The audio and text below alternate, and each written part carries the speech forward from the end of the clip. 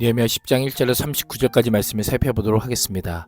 포로교한 공동체는 자신들의 죄를 뉘우치고 다시금 언약을 갱신하여 다시 견고한 언약을 세웁니다. 10장은 언약의 인을 친 이스라엘 가문 및 대표자들의 명단과 인을 치지 않았던 남은 자들의 맹세와 서약을 언급합니다. 1절에서 27절은 임봉한 사람들의 명단입니다. 고대 근동에서 도장을 찍어 밀봉하는 것은 특별한 보안을 위해서 또는 절대로 변함이 없음을 확증하기 위해 행해졌습니다. 봉인구는 편지나 기타 문서를 봉인하는 데 사용된 작은 진흙 덩어리로 파피루스나 가죽 두루마리를 묶은 노끈이나 줄 위에 접착되었습니다. 작성된 문서에 대한 공식적인 승인과 동의의 표시로 날이나무로 하나님과의 언약에 신실하여 결코 변하지 않고 반드시 순종할 것임을 강력하게 표현합니다. 1절은 작성된 문서에 날이나 떡을 묘사하지 않고 그들의 이름이 작성된 문서 위에 있음을 강조합니다. 문서 위에 새겨진 이름이 사라지지 않는 것처럼 이스라엘이 하나님과 맺은 언약은 불변하는 것이요 언약의 내용을 항상 순종해야 할 책임이 있음을 알려주고 있습니다. 언약 갱신은 개인적 신앙의 회복에 초점을 맞추는 것이 아니라 언약 공동체를 재구성하는 것이었습니다. 그래서 명단에 보면 개인의 명단이 아니라 공동체를 대표하는 자들의 명단이요 이는 하나님의 언약 앞에서는 공동체적 결단임을 보여주고 있습니다. 1절에서 8절은 총독 느헤미야를 필두로 서명한 제사장들의 명단을 기록합니다. 기록된 지도자와 제사장들의 명단은 자신들의 죄악을 인정하고 하나님의 뜻대로 살기로 한 자들의 가문의 이름입니다.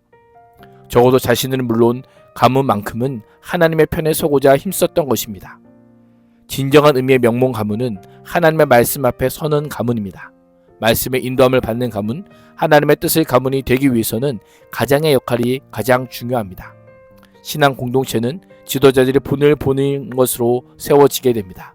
가정은 영적 가장이 본을 보임으로 세워지고 사랑방은 사랑 목자가 본을 보임으로 세워지게 됩니다. 하나님과의 언약은 리더를 중심으로 모든 백성이 하나님 앞에서 순종을 결단할 때 비로소 굳건해짐을 잊지 말아야 합니다. 9절에서 13절에는 17명의 레위인의 명단이 소개됩니다.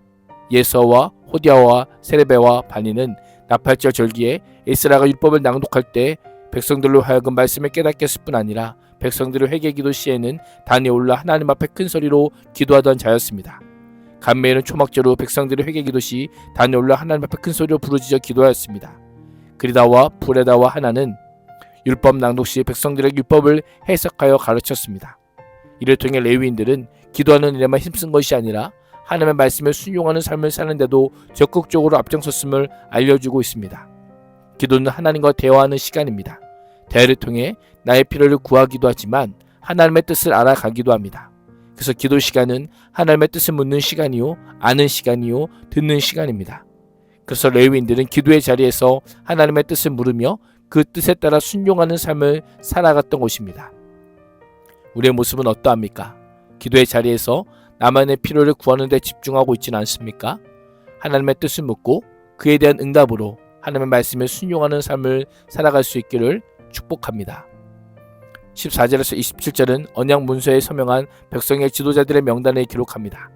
1차 포로 귀환한 33개 가문 가운데 18가문만 그 이름이 언급됩니다. 모든 사람이 언약에 임봉한 것이 아님을 알려주고 있습니다. 28절에서 39절은 맹세와 서약입니다. 28절과 29절에 따르면 총독과 제사장과 레위인뿐 아니라 모든 백성이 언약에 참여합니다. 어린이로부터 어른까지, 제사장에서 종에 이르기까지 남녀노소 이스라엘 모든 구성원이 동참합니다. 이스라엘 자손들은 하나님께서 하나님의 종 모세를 통해 주신 하나님의 율법을 따라 모든 계명과 규례와 율례를 지키기로 맹세합니다. 자신들의 삶의 근거를 오직 하나님의 말씀에 두기로 결단한 것입니다. 나의 삶의 근거는 무엇입니까? 삶의 근거를 어디에 두느냐에 따라 영적 상태를 가늠해 볼 수 있습니다. 하나님의 말씀에 삶의 근거를 두는 자가 바로 성도요, 말씀이 생각과 판단에 기준된 자가 바로 그리스도인입니다. 신앙생활의 핵심은 나의 기준을 늘 점검하는 것입니다. 말씀의 기준인가? 내 생각과 판단이 기준인가? 하나님이 기준인가? 내가 기준인가를 수시로 확인하는 것입니다. 이스라엘의 언약갱신은 가장 먼저 이방인의 가치관과 종교적 혼합주의로부터 자신을 구분하는 것으로 시작됩니다. 이스라엘 자손들은 이방인과 결혼하지 않기로 맹세합니다. 이방인과의 통혼은 이스라엘의 민족적 순수성 보존이 불가피할 뿐 아니라 신앙적 타락을 가져왔기 때문입니다. 언약갱신은 사회적, 경제적 정의를 실현하는 것으로 이어집니다. 안식일과 성일 매매 금지 규례, 안식년 준수 규례, 성전 제사제도 유지를 위한 규례, 첫 수상과 초태생에 관한 규례, 11조 규례 등을 지킬 것을 맹세합니다. 하나님과 언약관계를 맺는다는 것은 삶 전체를 하나님의 통치와 다스림과 주권 아래 두는 것입니다. 하나님의 자녀가 된다는 것은 삶 전체를 하나님 아버지에게 모두 의탁하는 것을 가리킵니다. 언약갱신은 성령과 예배를 위한 구체적인 헌신으로 이어집니다. 백성들은 하나님의 성전 비용으로 쓰도록 해마다 3분의 1세계씩 바칩니다. 성전세는 성전의 모든 제사와 절기를 위해 사용합니다. 성전에서 제사를 드릴 때 필요한 나무를 돈으로 사지 않고 종족대로 제비를 뽑아 순번을 정해 정한 기간에 바치게 합니다. 또한 백성들은 첫 열매와 처음 난 것을 하나님께 드리기로 약속합니다. 나아가 철저한 11조를 드림으로 레위인과 제사장을 돕게 됩니다.